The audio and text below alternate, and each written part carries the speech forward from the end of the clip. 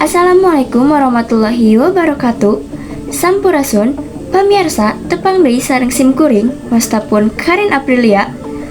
Pamirsa, dina danget ayeuna simkuring baris nyarengan pamirsa sadayana dina acara Warawiri Warta Sunda Warta Kiwari edisi Minggu 12 April 2026. Balukan drainase secai anu kurang hade Jalan Raya Kopo Soreang anu pernah di Kecamatan Soreang, Kabupaten Bandung raruksak.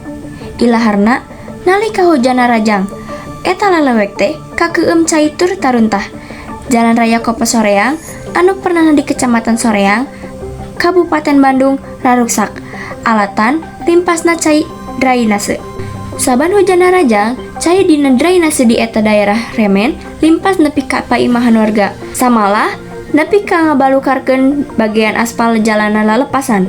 Lian ti kitu, runtan nu kabawa ku caah remen ngagugunung di trotoar jalan.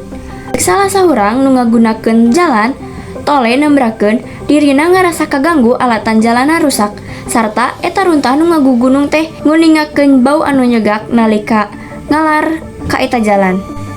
Kukituna dirina miharep eta pasoalan jadi puseur panintenan pamarentah. Sungkan jalana moal nepi ka raruksak deui keur nyingkir kacilakaan. Pamirsa, warta dinten ayeuna dicekapkeun dugi dieu.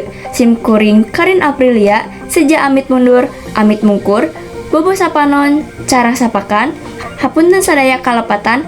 Wassalamualaikum warahmatullahi wabarakatuh.